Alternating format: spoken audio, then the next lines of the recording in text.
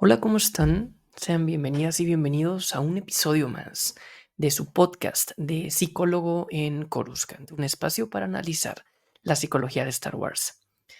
Hoy quiero hablar de los personajes grises, de los personajes que tienen una moralidad dudosa. Es típico que en historias como en Star Wars nos presenten típicamente el bien y el mal, los héroes y los villanos, los buenos y los malos. Y eso ayuda bastante para ejemplificar y para contar historias que dejan un grado de reflexión, algo muy típico de los mitos, porque a final de cuentas las personas, yo siempre lo digo en este espacio, a lo largo de nuestra historia nos comunicamos, aprendemos, pensamos, creamos nuestra vida a través de historias. Entonces, ayuda mucho que historias populares y sobre todo con los medios audiovisuales, cinematográficos o en las series, que recientemente lo hablaba en el último episodio, la diferencia entre series y cine, se nos presenten historias en donde se nos queda algún tipo de mensaje. Obviamente aquí la idea no es únicamente el mensaje, la idea también es el entretenimiento, pero un entretenimiento con mensaje. Pero antes, típicamente, pues era mucho más fácil segmentar y tener opuestos y decir esto es bueno y esto es malo. Así se hacen las cosas. Sobre todo cuando la audiencia puede ser un público más joven, ¿no? En donde, pues, para quitarte de excepciones, presentas una regla en donde parece ser que son estos dos puntos opuestos.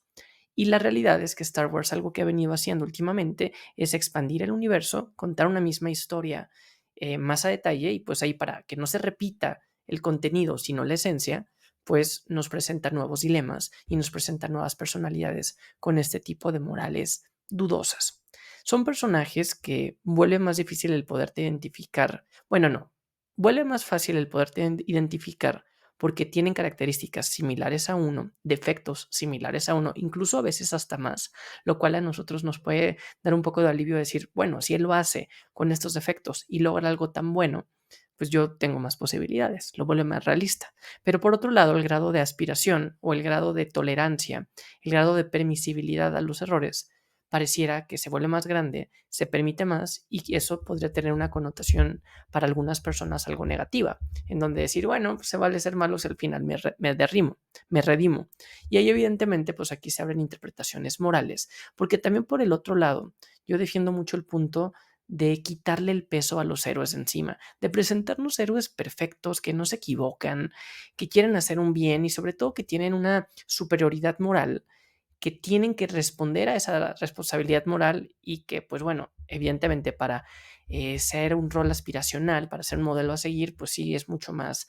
convincente y típicamente queda más acorde con las historias que nos vienen presentando, pero que también nos genera a nosotros cierta presión de decir, pues bueno, no me puedo equivocar, lo tengo que hacer todo siempre bien como ellos y también vuelve incluso un clima, no sé si tóxico, pero al menos punitivo y culpígeno, típico de muchas organizaciones morales y sociales, en donde lo hiciste mal, te tienes que sentir mal. Y aquí yo, por ejemplo, recientemente en The Acolyte, lo decía, los Jedi no es que sean malos, están bien intencionados, pero el hecho de que tengan esta característica de querer demostrar cierta superioridad moral, que los Jedi tienen estándares más altos, que los Jedi tienen que hacer las cosas mejor, que a los Jedi se espera de ellos más porque tienen más dones, lo cual se entiende, ¿no? Y viene de esta lógica que incluso hemos visto que un gran poder viene con una gran responsabilidad. Pero que si lo traducimos, por ejemplo, a nuestra galaxia, es lo que a veces hace que los errores de la iglesia pesen y se noten más. Y uno podría decir, sí, hay en todas las organizaciones, pero la gran diferencia con la iglesia es que aquí tienen esta superioridad moral en donde tienen incluso esta responsabilidad de poderte llamar la atención, de poder hacer, no sé si algún juicio, pero sí detonar y dar algunos criterios de lo que está bien y lo que está mal. Antes típicamente era muy fácil ir a ver lo que estaba bien y lo que estaba mal en una Biblia o en un sacerdote o en una persona, no sé, tal vez más anciana que tiene sabiduría, pero pues cada vez más esto se va llevando a tener cada persona un criterio, lo cual es más positivo o más que más positivo, yo estaría dando aquí un juicio de valor, lo cual vuelve más flexible a la gente, lo cual quita ciertos pesos, pero también está el riesgo de volverse más relativo. Entonces, aquí yo no voy a llegar con un punto bien y mal, lo que la psicología muchas veces nos ayuda a hacer, sobre todo la psicología social, esa identificar el comportamiento de la sociedad y qué diferente una persona en lo individual se comporta que cuando está siendo observada. Aquí voy con esta larga introducción que hoy vamos a analizar personajes que son a veces conocidos como los antihéroes. Tal vez, y lo veíamos en la miniatura de este directo, y si lo están escuchando en Spotify o en algo más, pues yo usaba a Boba Fett con Fennec Shand en el Palacio de Jabba, en esta típica imagen que se utilizó para promover el libro de Boba Fett, el que terminó siendo la escena post-créditos de la gran temporada 2 de Mandalorian, y también ponía a Din Djarin sin casco. Hoy quiero profundizar en reflexionar, analizar un poco estos tres personajes e interpretar qué quieren decir para ellos, que tengan, si se fijan, son de los personajes que ha habido más auge en los últimos años en Star Wars y que nos presentan una visión gris, una visión con claros oscuros, en donde conocemos a un Boba Fett que era un villano con muy pocas escenas en pantalla, pero que se creó un imaginario colectivo de lo badass y lo fuerte que podía ser Boba Fett, hasta encontrarlo como un daimyo de Tatooine que busca un poco más de justicia por el proceso de purificación o transformación que vivió con los Tusken. O también con Mando, en donde empieza siendo un cazarrecompensas, que por sí mismo la definición de cazarrecompensas es alguien que va buscando una meta específica. Y Star Wars nos ha presentado cazarrecompensas desde el día 1, con Han Solo, en donde se busca Han Solo y es como, te voy a dar una misión, y él no, a diferencia de Luke, que Luke lo hace por este viaje del héroe, este despertar, esta gran aventura, que la aventura se transforma en heroísmo, el querer trabajar para una causa noble, salvar a la princesa, esta sensación que muchos jóvenes pueden tener de querer hacer las cosas más grandes, se contrasta con Han Solo, que lo que busca es,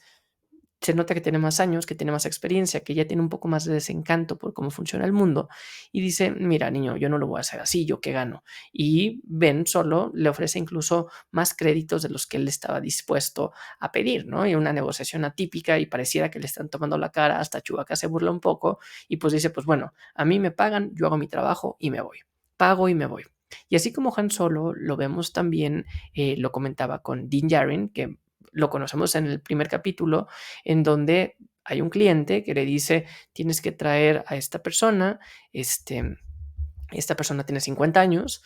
y pues resulta ser Grogu, ¿no? Y se hace todo un arco bien interesante en donde él incluso cumple con su tarea y lo regresa al cliente, ¿no? Que después vemos que se arrepiente, que quiere rescatarlo en la temporada 1, pero que pues bueno, es un típico cazarrecompensas, como también Fennec Shand la vemos tanto en Mandalorian como principalmente en el libro de Boba Fett y también en The Bad Batch, en donde notamos este tipo de personajes. En The Bad Batch, en Clone Wars, por ejemplo, se profundiza muchísimo en muchos otros cazarrecompensas, en Cat Bane, ¿no? Uno de los más temibles, que termina con este duelo con Boba Fett, pero que está muy claro, hasta existe un código de los cazarrecompensas en donde pues ellos no se involucran, no hacen preguntas de más, les dan una tarea, son instrumentos, son medios, no se cuestionan y viven tranquilos y hacen negocio porque es la forma en que encuentran y que lo normalizan, ¿no? Y cómo se les va educando para llevar a cabo esto. Pero acá lo interesante es que no se queda la historia de Star Wars como en los 70s o incluso en las precuelas, que creo que se hablan de los cazarrecompensas, pero pues de una forma muy ambigua, porque pues las precuelas evidentemente se enfocan en la trilogía, en los personajes originales. Pero en las secuelas también podemos notar un poco de esta dualidad, tal vez con Rey, no con Poe Dameron, pero es más en la expansión, no tanto en los episodios, sino en lo que circunvala un poco Star Wars con estos personajes, que encontramos estas tonalidades de grises y que vean qué diferente se hace un juicio ante la conducta de Din Djarin o del mismo Boba Fett, que estaban más inclinados a la oscuridad, que reconocían sus defectos y que hacen un poco más un arco de redención, por así decirlo, que aquellos otros que empiezan en la luz y que terminan teniendo estas dudas, como los Jedi en el tiempo de The Acolyte y seguramente cuando cae la República. Y aquí pues vislumbra un poco la subjetividad de las opiniones y de la crítica, porque a final de cuentas, pues a veces pareciera que lo último es lo que termina pesando más, ¿no? Cuando necesariamente pues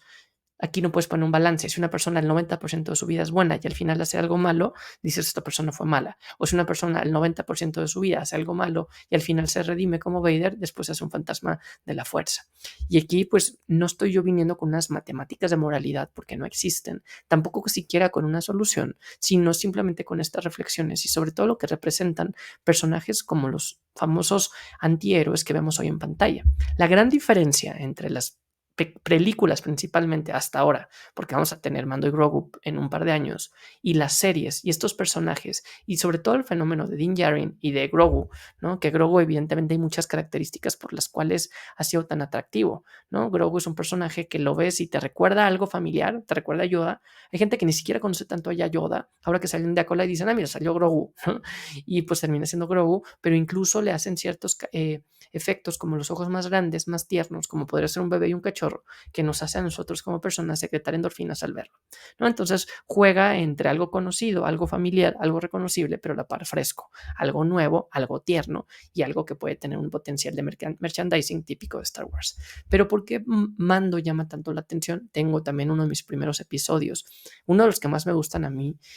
no es de los que tiene más views, pero es de los que más me gusta, que habla de los mecanismos de defensa de Mando, de qué quiere decir no ver su cara, qué quiere decir todas las herramientas con las que termina protegiendo su identidad, y juego y hago un poco el análisis con los mecanismos de defensa que el psicoanálisis principalmente pone sobre la transferencia, la negación, la proyección, la sublimación, que muchas veces usamos para proteger aquello que nos da demasiada ansiedad en nuestro consciente identificar y lo tenemos en el subconsciente. Pero Din Djarin es el primer protagonista antihéroe. Después, evidentemente, con Boba Fett lo vemos nuevamente.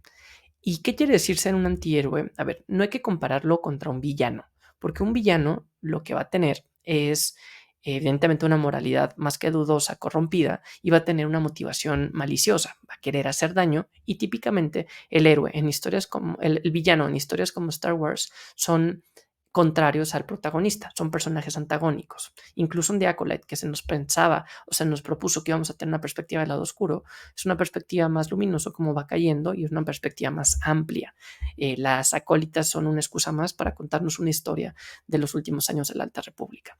Pero con Mando y con Boba sí tenemos una perspectiva como personajes protagónicos. Entonces, ¿qué vuelve a un antihéroe? Primero, el foco de la historia, en donde son personajes centrales, no son personajes secundarios. Han Solo podría ser un gran antihéroe, pero muchas veces era un personaje secundario y que a veces ayudaba a contrastar la personalidad de Luke, que Luke, al menos en la trilogía original, es un héroe hecho al pie de la letra. Entonces, no sé, pónganse a pensar, si ustedes no supieran definir el calor, dirías, pues bueno, no hace frío. Si no sabes definir lo blanco, dirías, bueno, no es oscuro, te vas a los opuestos. A veces se necesitan personalidades opuestas para contar una historia y fortalecer las características de un otro. Tal vez no te voy a decir que Luke es un héroe leal, honesto, ético, pero si presento a un Han que no es tan honesto, que tiene sus propios valores, que va cambiando según lo que más le convenga, y vemos que esto contrasta con Luke y que Luke no es así, pues va a quedar implícito que Luke tiene estas virtudes y estas características. Pero bueno, ya hablamos un poco de la presión que eso puede generar, tanto para estas personas, el burnout que existe, por algo Luke se termina aislando. Muchos héroes dicen, para mí es muy pesado seguir con esta responsabilidad de demostrar una perfección y que cualquier grado de error se me va a criticar, típico de la Orden Jedi, que lo vemos en ese sentido. Está la mira, la lupa en sus errores, más allá de otras cosas. Y vuelvo aquí, no lo estoy defendiendo ni justificando, simplemente es explicando un poco la línea. Con Mando, con Boba, los vemos como protagonistas y los vemos con más defectos que virtudes, sobre todo en un inicio. Los vemos con estos defectos que reconocen y que pues Boba pues termina desviviendo a Bib Fortuna para de forma violenta tomar poder y quedarse como el daimyo y el dirigente, el régimen, llevar el régimen del mundo bajo de Tatooine. Y con Mando pues va siguiendo este tipo de recompensas según su propio beneficio. podemos notar que son un poco más egoístas, que tienen sus propios valores y que van a privilegiar su bien común.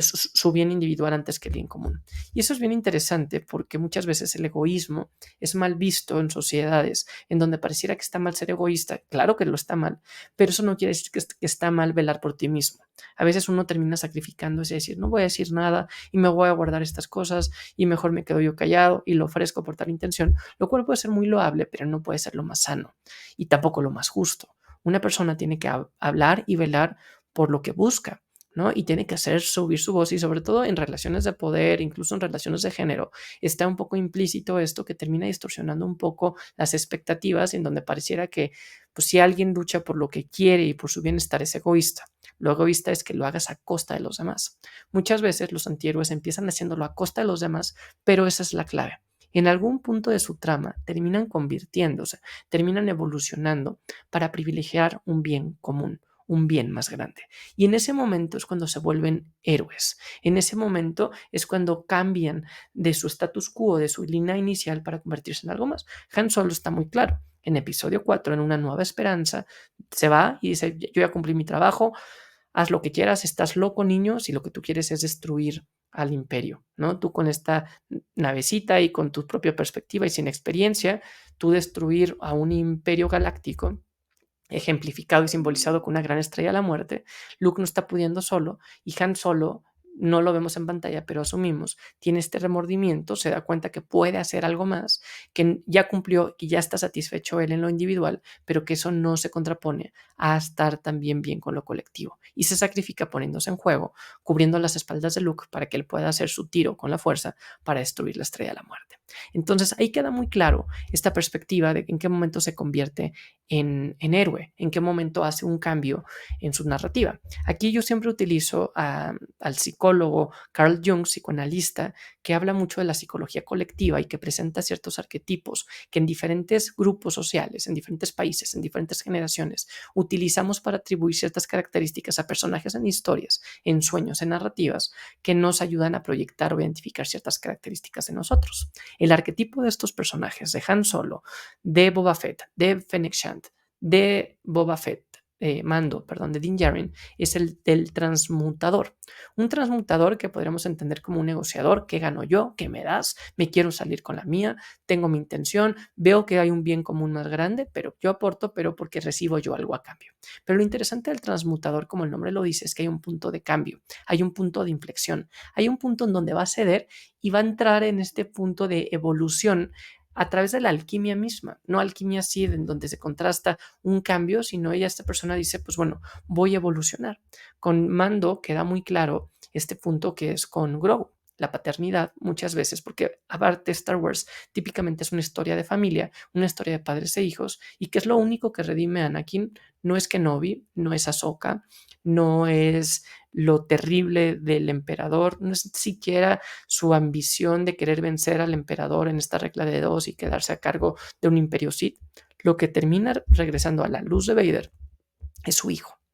¿no? Es reconocer esta forma de trascendencia a través de una persona que depende de ti y que tú puedes, y es tu punto, hacer las cosas para que estén mejor para él. Un poco como lo que comentaba sobre la Orden Jedi o la iglesia o la religión, que tienes algunas expectativas, pero que son expectativas muy inmediatas, muy carnales. Lo complicado en las otras son que son estructuras como el orden Jedi tan masivas, que están bien intencionadas, pero que terminan generando un grado de presión y expectativa muy difícil de seguir. Y aquí, pues con Mando tiene este punto en donde transmuta y ya se hace hasta donde vamos ahora, un guardián de la Nueva República y ya trabaja por esto, pero sabemos que Mando puede llevar un poco el punto del fin justifica los medios, pero cada vez más se va sacrificando hasta el punto de querer dejar ir a Grogu a que siga su propio camino, una paternidad muy amplia y muy respetuosa en el proceso de desarrollo de su hijo, ¿no? Y lo mismo pasa con Fennec, en donde incluso con ella la notamos que el fin justifica los medios, pero con ella notamos un grado de lealtad que es característico y también con sus principios éticos y que va escuchando y conoce el esfuerzo tan grande que tuvo Boba al cambiar de un bando a otro, que el mismo proceso de Boba como líder y con la lealtad que le tiene Fennec, termina cambiando también su línea. Y evidentemente Boba, en donde encontramos este proceso que a mi parecer está subvalorado, que es bien interesante lo que pasa en los primeros episodios del libro de Boba Fett, en donde notamos cómo hasta con un trance, con esta lagarto que se le mete a la nariz o anfibio, y sobre todo conociendo a un grupo marginado como los Tosken, que son los grupos típicos que uno vería como que asedian, que están ahí como, no sé, en la basura, con rifles, como muy, no sé, agresivos, violentos, bélicos, que recuerdan a ciertas connotaciones de malos momentos de Medio en guerra, y nos damos cuenta que pues ellos, aunque aúllan y parecen animales, tienen una tribu, tienen sus valores, y como que Star Wars a mí me gustó mucho esa jugada de presentarnos el típico grupo vulnerable, etiquetado como negativo, con los Tosken, con los mismos Yaguas, dando una perspectiva más real, ¿no? Y que ahí pues con Boba vemos un poco ese enfoque. Y una última reflexión, que si se fijan en este storytelling, es muy típico que los jóvenes, como Ezra, como Ahsoka, como Luke, como Anakin, tengan su arco y que ahí sea mucho bien o mal. Y eso es una historia muy típica de la evolución del storytelling, bien o mal. Pero estos personajes antihéroes, típicamente su transformación la tienen ya en la edad adulta. Ya pasó este desencanto de la juventud y ya vemos a un Din de seguramente 30 y tantos, 40 años, Boba igual, Fennec igual, en donde notamos que son antihéroes porque ya habían tomado un camino hacia un poco más de oscuridad, no sé si oscuridad, pero sí de más egoísmo, más gris, más dudosa su moral, a otros personajes que son esto comic of age, que es típico que en la niñez, en la pubertad, en la adolescencia, que es cuando somos más moldeables, que es cuando estamos más expuestos a dejarnos llevar por nuestras hormonas, por la dopamina, a correr riesgos, y en donde sí es muy necesario tener un contexto muy claro para empezar a orientar nuestras características, nuestras competencias, tener ciertos logros para sentirnos capaces y tomar un camino que nos lleve hacia un mejor puerto. No es el único, si tomo un mal camino en la adolescencia, puedo ver un poco estos evoluciones, estos arcos más grandes, pero cambia, así empiezo a ser desde un momento. Y bueno, obviamente alguno de ustedes al escuchar personajes grises podríamos entender a Ahsoka, y aquí Ahsoka también lleva esta parte de gris, sobre todo cuando sale de la Orden Jedi y cuando tiene este desencanto, pero que más que un gris termina siendo una purificación hacia un blanco. Algo que según entiendo, yo no conozco tan a detalle la historia del Señor de los Anillos y de Tolkien, pero que pues va mucho con la idea de Gandalf y de esta purificación, y que vemos los sables blancos en Ahsoka y que la vemos muy gris en un inicio. Hay muchas cosas que ayudan a ejemplificar en forma y en fondo. Osha y May, Osha primero la vemos vestida de blanco y termina de negro, May la vemos un poco más de negro, armadura morado, y termina de blanco, muy simbólico, y con Ahsoka pasa algo muy similar en su serie. La empezamos viendo gris desde que la veamos en Mando y en Boba, y la terminamos viendo como Ahsoka la blanca, en donde purifica, un guiño a cómo termina purificando sus cristales. Recientemente vimos cómo hacen sangrar a un cristal cuando matan a un Jedi, purificaron un sable que ya había sido sangrado, pues es todo un tema más potente de la fuerza. Simbolismos que ayudan a ver estos arcos y cómo sobre todo esta transmutación que encontramos en los arquetipos de Jung no solamente son externas, también son internas. Y también una transmutación es saber reconocer el balance entre las fuerzas interiores de la personalidad, entre el bien y entre el mal. Otra cosa que a mí me gustó de la narrativa de Acolyte, que nos presentan seres simbiontes, que depende del bien y el mal, que todas las personas tenemos luz y oscuridad. Y eso, sobre todo como empecé este podcast, hablando de si creemos que solo somos luz, cuando nos equivoquemos, nos vamos a devaluar y vamos a tener que dar muchas explicaciones y nos vamos a desmotivar y vamos a crear falsas expectativas. Mejor reconocer que somos estos seres grises que se van trabajando, que claro que le apuesto a la luz, que claro que quiero ser mejor, pero que muy probablemente me voy a equivocar, y si me voy a equivocar, pues voy a reparar cómo me equivoqué, voy a aprender, y lo interesante es salir adelante, ¿no? Y reconocer mis lados oscuros y trabajar mi oscuridad, identificar los puntos que no me encantan, para solo así ir mejorando, y que caeré, no caeré, pero pues buscaré la perfección y la excelencia, que no existe, pero que al menos es mi meta, una meta para llegar hacia allá. Cuéntenme qué les pareció este tipo de reflexiones. A mí es una historia que me gusta mucho, estos personajes grises. Gracias si llegaron hasta aquí, por darle like, por ver este contenido. Ojalá que busquen el de Mando, los mecanismos de defensa. Es un video que a mí me encanta. Déjenme saber aquí en los comentarios qué opinan de los personajes grises. Si hay algún otro, tal vez Andor, evidentemente. Creo que ahí en Rogue One puedo profundizar en muchos otros, y principalmente en Andor, mi serie favorita. Ahí vemos muchos personajes con una zona gris, y Andor claramente es otro personaje igual, que empieza pues diciendo, bueno, yo hago mi parte aquí y se termina metido en el lugar incorrecto. Hay muchos psicólogos un poco maquiavélicos, bueno, mejor dicho, filósofos, que hacen ver que todas las personas tienen el potencial de hacer algo malo, siempre y cuando se lleven al momento incorrecto, en el día incorrecto, en algo que les importa mucho, ¿no? Y aquí pues también somos capaces de hacer algo bueno si evitamos esto y nos vamos preparando para esos momentos complejos. Entonces, cuéntenme qué les pareció, denle like, suscríbanse, y pues bueno, leeré sus comentarios de Psicólogo en Coruscant, y gracias por todo el apoyo que esta comunidad va creciendo. Es una comunidad fiel, una comunidad reflexiva, y saben que estos espacios los hago con muchísimo respeto, no para venir a evangelizar ni a dar una adoctrinar, sino simplemente detonar la reflexión, y que cada una y cada uno de ustedes se quedará con las reflexiones, ojalá que alguna, y que me hagan saber qué les pareció. Muchísimas gracias. No me dejarán mentir, es mucho más fácil hablar de estos temas si los vemos desde la perspectiva de una galaxia muy, muy lejana, así los hablamos en primera persona. Hasta aquí, Psicólogo en Coruscant. Hasta pronto.